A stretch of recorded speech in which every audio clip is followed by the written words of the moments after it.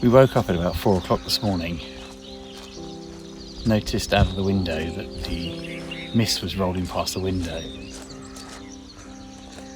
and everything was looking amazing, so we decided to get up straight away and just go for a wander, check on the animals at the same time, but take in what has turned out to be a truly stunning start to the day.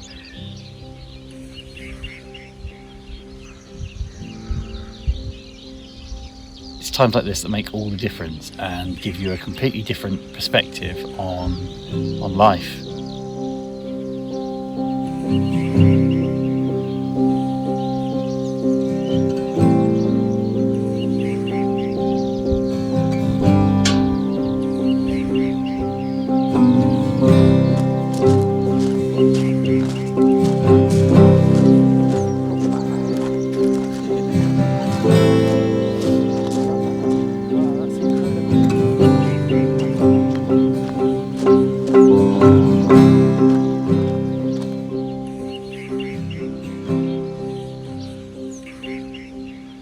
For the most part, for me, life has never turned out the way I planned. And recently, I hope I experienced the biggest life change so far.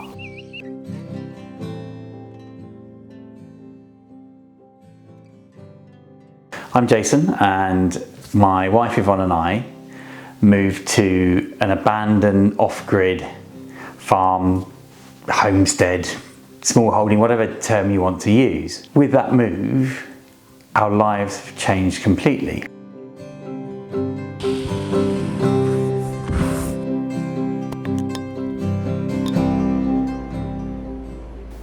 We thought while we were going through this process, we would just record a few videos for ourselves to look back on when we get to the end of this journey, however it may turn out. Welcome to Simple Life Scotland. It would be amazing if you could subscribe, hit the like button, and fantastic if you could leave us a comment or ask a question. We'll do our best to answer all of them. How have we gone from our previous life to moving into this tiny shoebox of a tiny house? What's enabled us to make that transition? We both looked back and sort of started writing down how have we done that, what things have we done consciously and subconsciously to confront or look at the world in a different way. And we came up with 7 rules to live a simpler life off-grid. They've enabled us to take back control of our lives, live a debt-free life, and enjoy more of every day. Rule number 1, we've called it container. To give you some context, our life changed the first time in about 2018 when we moved to a small island, the Inner Hebrides off the coast of Scotland. We thought that would be our biggest life change. It wasn't that much different. We moved into a normal sized house, just in a different place, a bit more remote. The second biggest life change, with all the disruption and change of thought process that you could possibly imagine, was coming here to the homestead. We put our lives into a container and chose the items that we wanted because we were moving into a static caravan, which is actually bigger than this, probably by a third or even more. But it made us think about what are those things that we're going to need every day. We soon learned that after about 6 months, we weren't going to the container to take items out. We'd had everything we needed, and actually more than we needed in the static caravan. If you can put something away, up in a loft, in a box, in a shipping container, and you don't really need it after 9 months, then you probably don't need it at all in life. And the more we thought about that, and the more we understood that we'd probably acquired things and were just afraid or scared to let them go because we might need them at some point in the future. When we understood that, we could let go of them. And we could donate them, sell them, give them to somebody else who needed them. So that first rule changed everything. We became less attached to the things that we weren't using. And by putting things in a container, you've either bought the container or you're renting it. So it's costing you money to have things in your life that you will never use again. It just made no sense. And by paring back, it makes life a little bit simpler. Learning to let go of stuff. That's rule number 1 that's changed our lives. Rule number 2, no one night stands. The way we've started or changed the way we think is, if there is something that we need, that could be a drill, it could be a kettle, whatever that is, don't buy it straight away. Let it sit for a while. If it's not playing on your mind and it's not making your life a misery and you can't do something, then you probably didn't need it. It was just something to acquire. And I've been surprised at how many of those things there have been through this whole journey. Now, the upside to thinking like that has been that when you do come across that thing that you really need, and for me, over the last however many months it's been, putting together the tiny house, learning how to farm, working with the animals, it's meant that I can spend a little bit more on something that does a slightly better job, and sometimes a massively better job, and not have to worry so much, because I know that I'm going to be using that item all the time and it's going to do the best job it can. And that's where the quality really makes a difference in life. So by not buying something straight away, by letting it sit, it gives you the freedom to make amazing decisions when you really have to. So no one night stands. It works really well. Rule number 3, be selfish. What does that mean? Well, for us, making a decision to really downsize life, everything about life, we had to take a hard look at how we approached life before moving here. And what you realise is, both Yvonne and I would not only build our lives around ourselves, but accommodating other people. And there's nothing wrong with that, but if it impacts your life and if it puts you at a disadvantage somehow, it is okay to be selfish. And the way that's manifested for us in the tiny home and the farm and the homestead has been that the best example is we have 2 rooms. We have a living space that is also an eating space and a cooking space. We have a sleeping space. There's a shower room in there as well. So there's nowhere else for other people to stay. But that was a conscious decision. You know, a lot of people who may have taken on an abandoned area like we have would have knocked down this building and put a 2 or 3 bedroom house up, possibly, because that makes sense. But actually for us it didn't, because if people come to stay or visit us, we are more than happy to put them up in a nice Airbnb or hotel where they have their own space but can spend time with us as well. Because for the few days a year or few weeks a year that people do come and visit and stay, the rest of that year the spare room becomes a dumping ground for stuff that you don't need. And that's even happened in our static caravan. Yeah, and I'll show you how bad it's become. You know, in an earlier vlog, I've shown you the buyer next door, and that's become a dumping ground for stuff. So we don't want that, because it means those things really aren't used, because I can absolutely be categorically sure that 90% of the stuff in that static caravan spare room is never needed. So being selfish can be good for everybody. Rule number 4 is place and space. This has evolved over a lifetime of losing things, from keys to wallets. I mean, I dread to think the things I've lost and spent hours running around pulling my hair out. Where did I put that? I remember years ago I even lost a set of keys and I had to drive 200 miles to go and get a spare set. So place and space is all about every item in our home or in our life has its own place to be. And if it doesn't, then we don't have it in our life. It's really simple. It's a really easy rule to follow.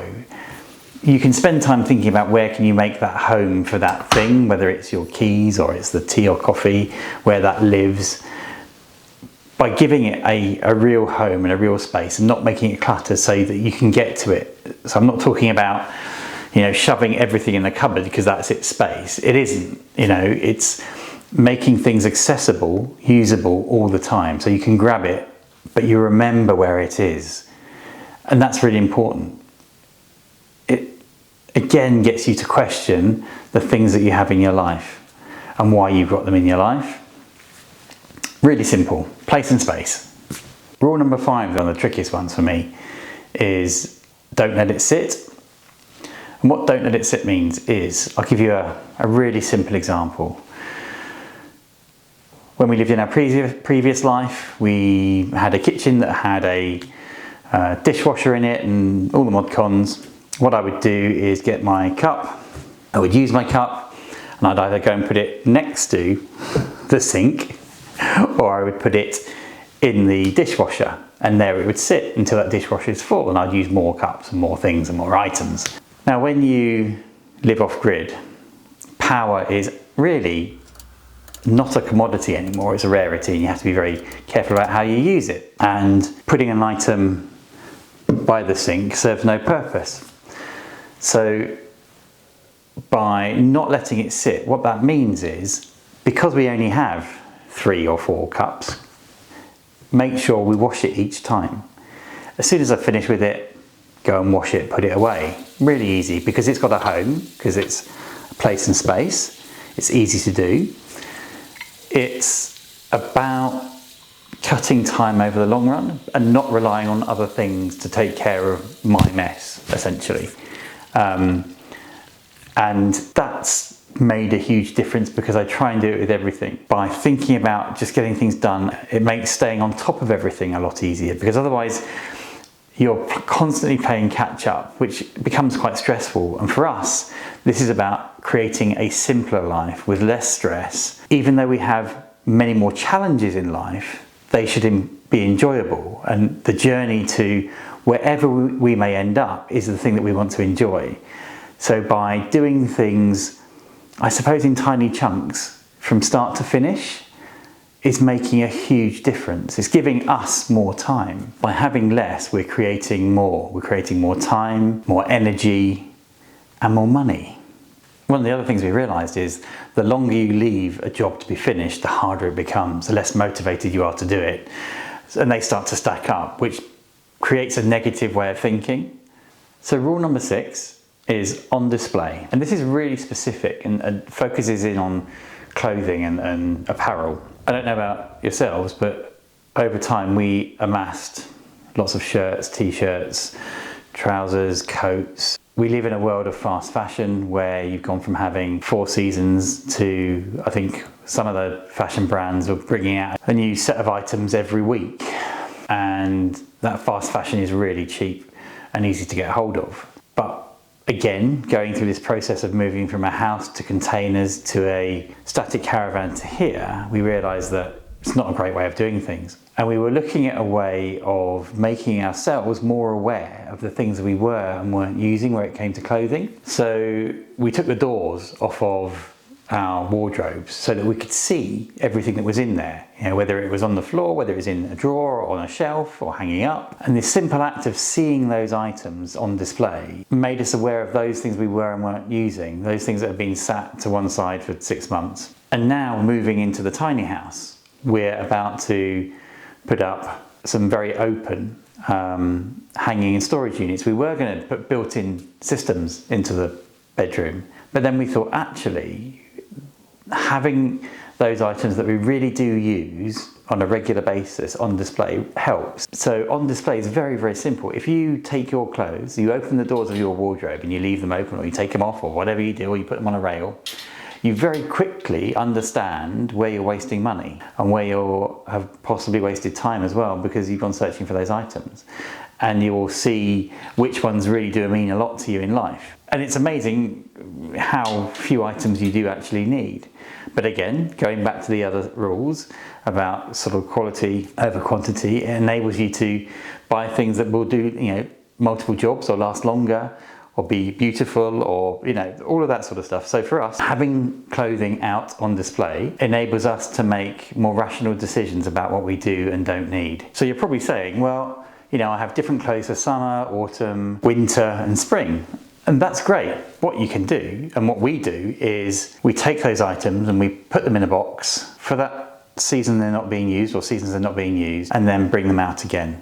A really simple process. And again, the act of putting them in a box, you might realise you're using things throughout the year rather than just in the winter or just through the summer. And it gives you a really solid foundation to work from. But the main thing is it saves you a load of money. So rule number 7, last one, and very much my wife's instigation, and I've learned a great deal from this, and we've called it Waste Not, Want Not. Now, Yvonne is Dutch and they are very frugal. So where it comes to food, how do you live a simpler, minimal life where it comes to food? I didn't think it would be possible to change my habits. Now, I don't know about you, but over the rest of my life, before I got here, go shopping and you'd fill your fridge up with lovely fresh food, and then a week later you'd be throwing quite a bit of that out because you haven't used all of it, it's gone off, quite wasteful. And I know from reading articles and watching other people that fresh food waste is a real problem. So how could we take that problem and make it a real pleasure in life, something, the way that we approach food? Now, obviously we're in a tiny house. We have a tiny fridge. When we first started designing the place, we were looking at big fridges and freezers and, impossible. So it made us question everything, and Yvonne's frugalness really came out on this one. So we have a tiny fridge where we take the approach of little and often. So that fresh food that you really want to enjoy shouldn't sit in the fridge forever to be thrown away. So our tiny fridge has limited space, and we're thoughtful about what goes into that. Then we have a large freezer in the byre where we put all those items that can be frozen, and we're sort of preparing for the worst, because if we lose our power, if something goes wrong, or we have to switch to the generator, we know we've got a freezer full of food that will be looked after and keep us going. We get snowed in 5 times a year up here. The closest shop is half an hour away on a good day when you're driving, but a lot more on a bad day. By breaking our food into 2 parts, fresh, little and often, and frozen there when we need it, it's worked really well, and it's saved us a fortune when we're going around a supermarket or a grocery store, which we don't want to do forever, because we're going to try and make ourselves self-sufficient and sustainable and grow as much as we can on our own land. But we'll still face the same problem. How do we keep food fresh and not waste it? By meal planning, by understanding the lifespan of things properly, planning that into our weekly meals, cooking from scratch, which I know a lot of people can't do, but it does make a huge difference when you start really thinking about that food. Waste Not, Want Not has worked really well, and I can absolutely say it's all down to Yvonne. Some of you have been asking whether Jason's wife is going to appear in these videos, so here I am. This is not my favourite place to be. I prefer to be behind the camera. Thank you guys. It's been really amazing to see so many interesting comments and questions, and keep them coming. We love it. So thank you so much.